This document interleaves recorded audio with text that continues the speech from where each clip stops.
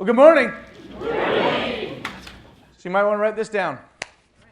You cannot outperform your environment. You cannot outperform your environment. This is one of the first concepts that I learned that's made one of the biggest differences in my life and my business. And for 19 years, I've been using it to coach entrepreneurs, business owners, and professionals just like you guys. And this is where it comes down to. I can't make it any simpler than this. So let's think about it for a quick second. I like to golf. Anybody else like to golf? All right. So let's say I take my driver out right here and I tee it up and I take a little swing. You guys gonna be excited about that?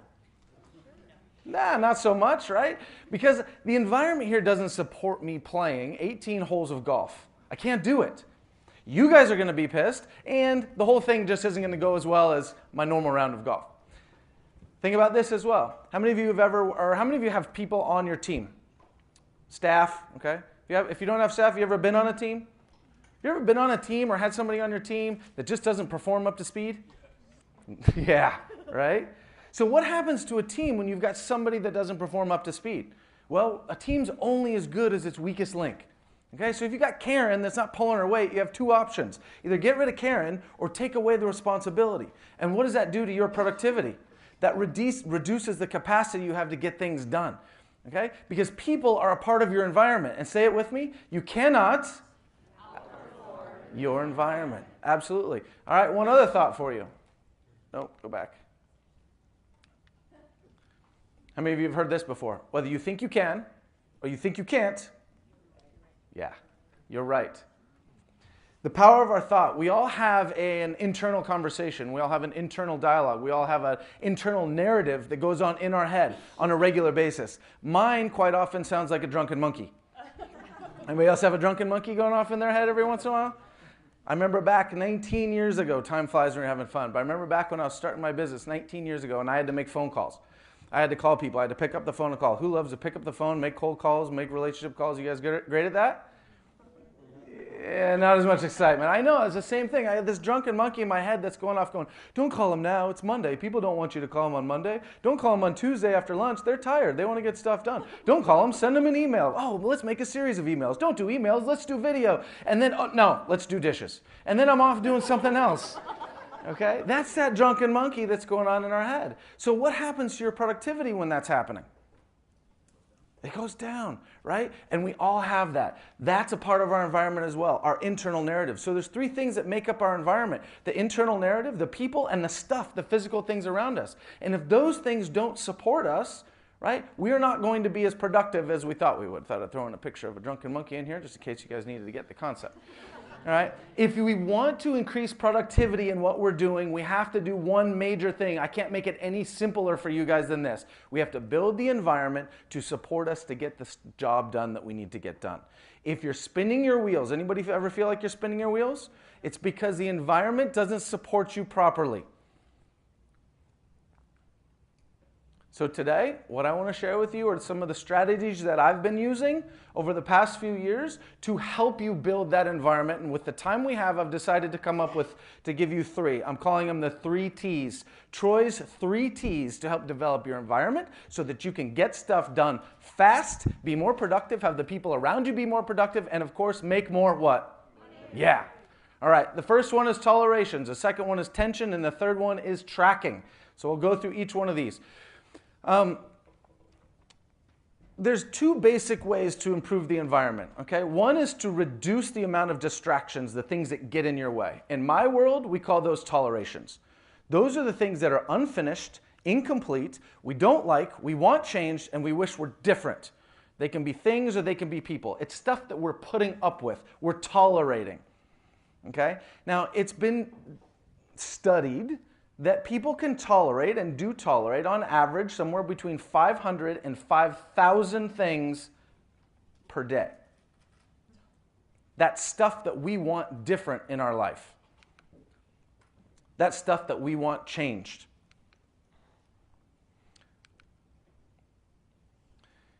How many of you at the end of the day sometimes feel like you're a little bit worn out, tired, exhausted? Yeah. Well, a few years ago, I had a client, we'll call him Jim, and Jim was a financial planner. Jim was working on growing his financial planning business. And in working on growing this business, I realized he was running around kind of like a crazy squirrel all the time. And I asked him, I said, it seems like you've got a lot of things going on in your life. Do you ever feel tired or exhausted at the end of the day? And he says, yeah, I do all the time. And I said, but with all these things that are to manage, don't you feel like if you were able to clear those up and get some of that stuff out of the way, that you'd be more productive? He says, yeah. He says, but that's one of my superpowers. That's one of those things I'm good at, is I can handle a lot of stuff. You see, I see a lot of people that kind of wear these tolerations, these things that are incomplete, as a badge of honor. Like they think they can get around day after day and say, I'm really good because I can conquer a lot of things. I can drag a lot of stuff with me and still be effective. Anybody feel like that? Yeah? Anybody just doing that on accident? Yeah. Well, what these tolerations do is I said to him, I said, look, we're going to change this whole philosophy. I know it feels like it's a strength of yours that you've been able to do this and endure this over the years, but I think we're going to change that. And we're going to change that because one of the things I've noticed when it comes to these things that we're tolerating is that the more we tolerate, the more we have to manage. And the more we have to manage, the less energy we have at the end of the day, the more energy we're using. And the more energy we're using on activities and actions that are incomplete, that we want different, right? The more we end up like this. Because with the less time we get to spend on high-value activities. So I said, what I want to do is I want to help you to create a life where you are toleration-free. You don't have anything that you have to worry about that's incomplete, unfinished in your life. He goes, yeah, right. I said, I think you can do it. He says, I'm not sure I can do it. I said, if you can do it, I think at the end of the day, you're going to end up like this. Right? Being able to focus on high-value activities, feeling confident, and being able to get a whole lot of stuff done because you're not dragging around these weights. And he says, man, isn't that just kind of the way it is, though? Isn't that just the way it is that there's going to be unfinished things in your life, that incomplete stuff that you're going to have to work on, that you're going to have to fix? And I said, I don't know. Isn't that kind of up to you? What do you think? Do you need to have those things in your life?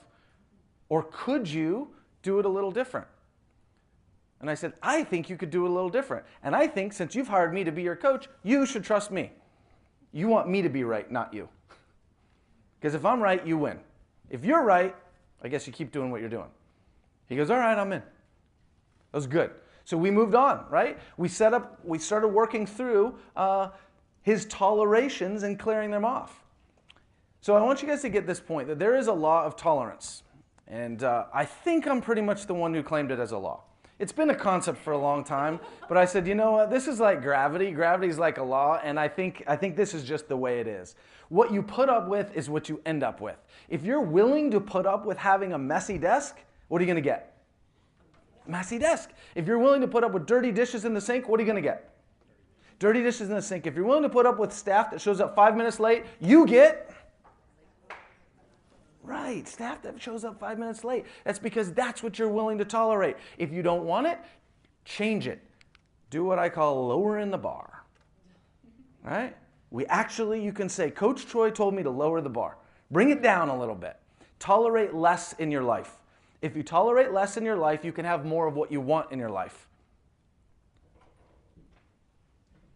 Give you a second if you want to write that one down. If you tolerate less in your life, you'll have more of what you want in your life. So this is what I did with Jim. We started lowering the bar. So I'll show with you a couple steps to help you eliminate these tolerations. Here's the first one. You just have to decide. I'm going to live my life toleration free. I'm going to eliminate this stuff. I got to go to work on it. Second piece of this is then to make a list. Look at all the environments of your life, your home, your office, your car, the people around you, and make a list. Just jot them down. Here's all the things I wish were different, I want changed or improved. This is very cathartic. It can be a little scary for some of us because the list can get lengthy. Don't worry about it. Okay? Don't worry about it. Let's just get it out of your head. Most people are dragging around so many incompletes, these weights in their life, that they don't even know what they are. They're just there, taking up space, using up energy every day. Okay, so decide, I'm going to live it differently. Number 2 is make a list. Number 3, start small. Start with the little things first. How many of you have ever cleaned off your desk? How good does it feel? Right? How good does it feel? Then you walk in the office and you're like, All of a sudden you're more creative, you got more energy, you're not looking at it going, oh crap, well I'll push this aside and then this aside and then I'll just kind of work in this little itty bitty space. No, once we start small, get something cleared off like your desk, okay? Get it off of your chest, you're gonna start feeling better immediately. Now here's the key with this. When you're eliminating something that you're tolerating, we need to make sure it's gone for good. It's gotta be gone for good. We can't have it come back the next day. All right, very quick little story. When I was starting my business, I had my office I had a 2-bedroom condominium, and my office was in my bedroom. And my bed was a part of the whole office, my desk.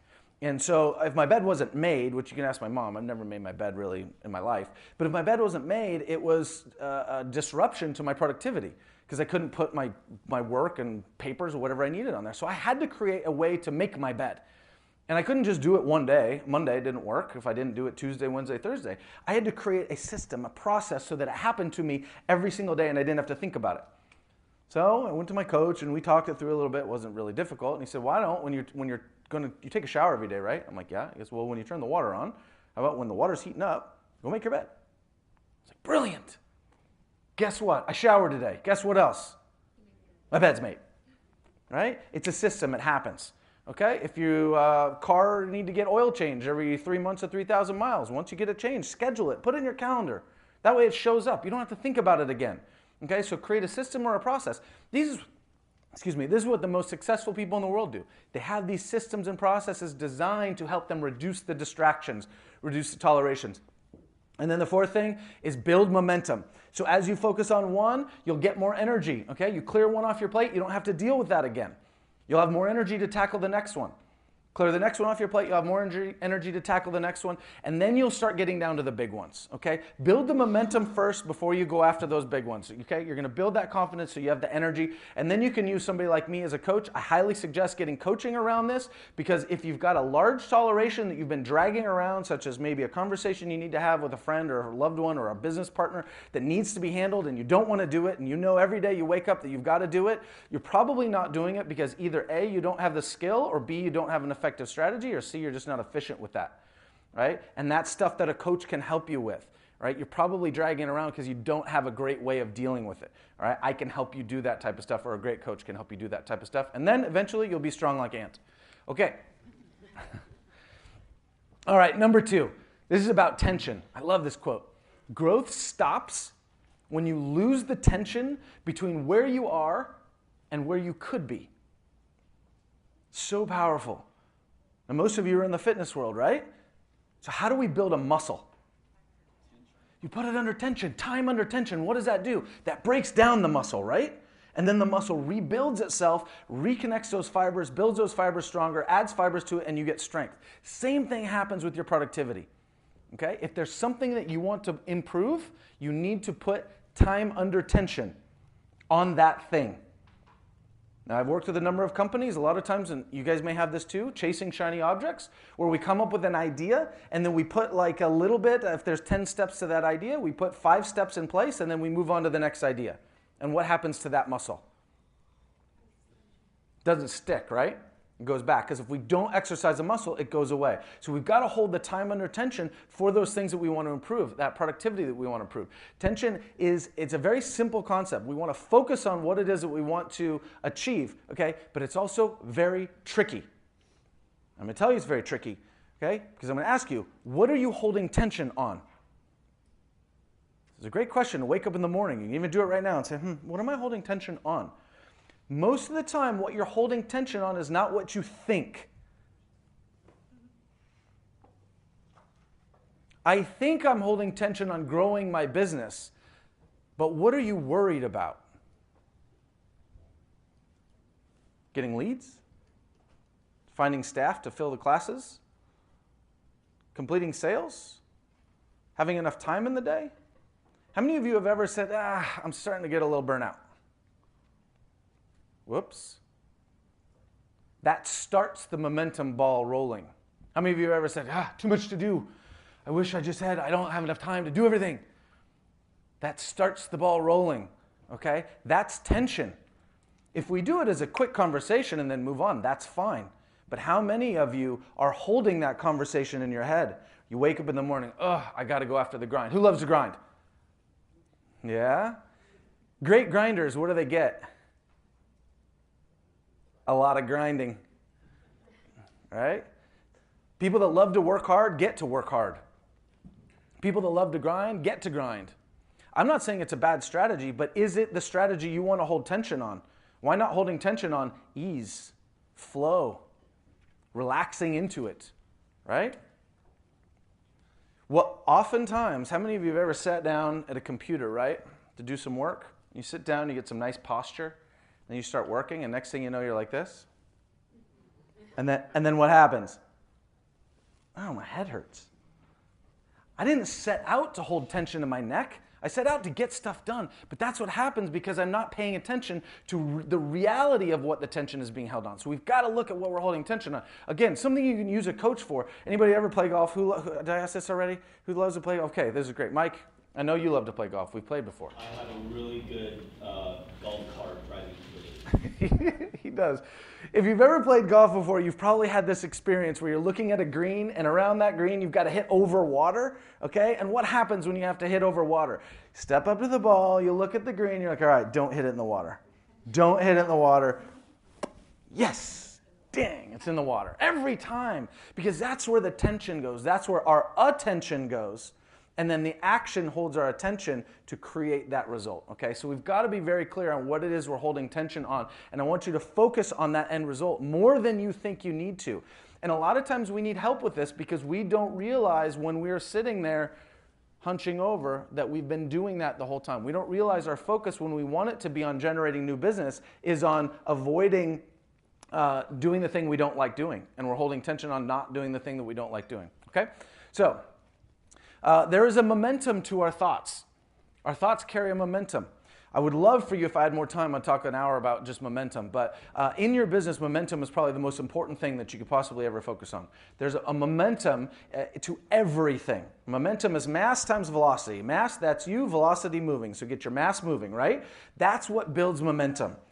It's a lot harder to start the momentum moving than it is to keep the momentum moving. So once you get the momentum going in a direction, we want to keep it going in a direction. We have momentum of thought. In our brain, remember we talked about that drunken monkey? If I let that drunken monkey start a thought, I'm overwhelmed. That's the start of a thought. If I continue that thought and I start worrying about it and talking about it and adding tension and attention to it, what happens to that thought? Builds momentum. And the more it builds momentum, the easier it is to do. And next thing you know, I've got this negative mindset going on in my life. And that negative mindset is stopping my productivity. It's shrinking the environment. It's shrinking what's possible. So we've got to catch those things. And I'm going to tell you this, hear me now, believe me later. Empower somebody else in your life to help you identify those things. Ask them to pay attention. Welcome that, whether it's in your business or in your life, or surround yourself with the environment of people that can help you identify where you've got a negative tension going on something that you're trying to do. Okay? Get that flip the other direction. Get that positivity going. You'll start seeing opportunities when your brain starts thinking in the positive direction. Okay? Does that make sense? Yes. Good. All right, let's talk about the third one. This is what Mike was referring to when he was doing the intro here, is tracking. Tracking is crucial. Why do we keep score in sports? So we know who wins. What if there was no scorekeeping in sports? There would be no point. So why do we set goals? To see how far we go. We set goals so that we have something to measure against. Okay? We set goals so that we have something to aim for that keeps us focused, and then we get to measure against it. That's what goal setting is all about. Would you ever bring a client into your fitness business and not have a goal set for them? That would be silly, because then we can't measure the progress. We can't show them how well they're doing. Goal setting, so we're all unanimous here that goal setting is one of the keys to success? Anybody in disagreement? Okay, I think goal setting is a key to success. However, I think the strategy of goal setting has been left us without a key piece. Goal setting is not the key to success. Goal achieving, setting up a goal achieving system to go with your goal setting, is the key to success. And I think most people have missed that. I missed that when I was even starting with my coaching, as I said, hey, help people set goals. But then we've got to set up a goal-achieving system. How many of you set goals? How many of you set up tracking mechanisms for those goals? Does anybody not have tracking mechanisms for some of their goals? Yeah. We're missing the key ingredient to that process. We need to set up that goal-achieving system, and the number one thing for that system to change your results with all of your goals is do one thing. Anybody have a guess? Track it. Set up a metric so we can track it. Because that gives us the difference between where we are and where we want to be so we can adjust our behavior, okay? That's why we set goals. Tracking is about keeping score. And within your business, we want to keep score of the positions and the people that are operating because you want people around you to be more productive, yes or yes? Yeah. So if we want people to be more productive, wouldn't it make perfect sense to track their actions, right? To hold some tension on what we want to improve, right? That's what this tracking is all about. So we want to set up scorecards. Peter Drucker, very famous business consultant, okay? He says you can't manage what you can't measure. It's brilliant. Okay, write it down, put it in everything that you know. You can't manage what you can't measure because you don't know what's going on. Well, what's the biggest downside to tracking something? It's the truth. It's the biggest caveat to tracking something because people don't like the truth. They would much rather live in denial. They would much rather live in fantasy land than to live with the truth. So if you wanted to improve something, let's say your sales, how could you go about it? We start tracking key performance metrics around your sales, which would be one. Setting appointments, key performance metric around sales. What would be another one? Holding appointments. How many appointments did I set? How many appointments did I hold? How many appointments turned into business? Those are three great things to track. How many calls did I need to make in order to set that appointment? Okay, those are three great things to track. If I'm tracking those, I'm holding tension on them. If I'm holding tension on them, then I can measure them and they will eventually improve just by tracking it. If you want to make more money, what's the best way to make more money? I'll tell you, count your money every day. Count it every single day. How many of you love looking at your credit card balance? Most people don't because that's the truth, right? We avoid that. We've got that avoidance process. So if you want to improve those things in your business, my suggestion is setting up for each of the positions on your team to set up a tracking mechanism, a scorecard, a way to score the activities and the results that you want to produce. Now, before you do this, I think there's an exercise for you to do, and that would be for you to do it first for yourself and your position and the high-value activity that goes on with your position. Because as you do that, and let's say your goal is to add new business into your practice, and you decide, I need to make 20 calls a day so I can schedule 5 appointments, and out of those 5 appointments, I hope to get 1 deal, and you start on Monday, and by the end of the day, Monday, you've got to write down a number of how much you've done, and that number is 0, you're going to feel like this. And that drunken monkey is going to go off in your head, and there's going to be a great chance that you're just like, screw this, I'm not doing it. Because we would much rather not play than lose. Just look at all the people that don't come into your business. Especially when you say, look, I want you to start tracking what you eat. Yeah, they don't want to write down that they had 2 bags of Cheetos, a whole pint of Ben & Jerry's, and half of a chocolate cake. They don't want to because the truth hurts. It's scary. It's painful. And if we want to ask people to do that, I think we need to step into that role and go through it and have the experience of what it's like to write down those zeros and to experience that failure and then decide what we're going to do with that. So if you want to implement really good tracking mechanisms, I've got a formula I can go through with you. Pretty individual or specific for what you have on your team and who's going to be on it, but I can walk you through it. But I will give you a couple steps that I think are crucial in order to make it work, okay? Because we have to understand how people work, right? And people are going to more live in denial and avoidance than they are going to go after what they want. So here's a couple steps. Yeah. Number 1, I think it's really crucial to adopt a core value within your organization around being accountable. How many of you have core values clearly identified in the business? Awesome, awesome. If you don't, that should be one of your very first next things to do. And again, that's a whole nother hour presentation. But adopting a core value in your organization around being accountable, okay, starts bringing that into the conversation. What does it mean to be accountable? We start attracting and bringing up accountability within the organization. And how many of you would like to have the people on your team that are accountable? They take a responsibility, they're accountable to themselves. Yeah, everybody would. If we don't bring that up as a part of the conversation, likely it won't bring itself up. Okay, that makes sense? The second thing that we want to do is we want to have a discussion with your team to make a plan for when people perform below their target. In other words, what do we do when we fail? Not if we fail. When we fail. Because somebody is not going to do this at some point, and hopefully it's you first.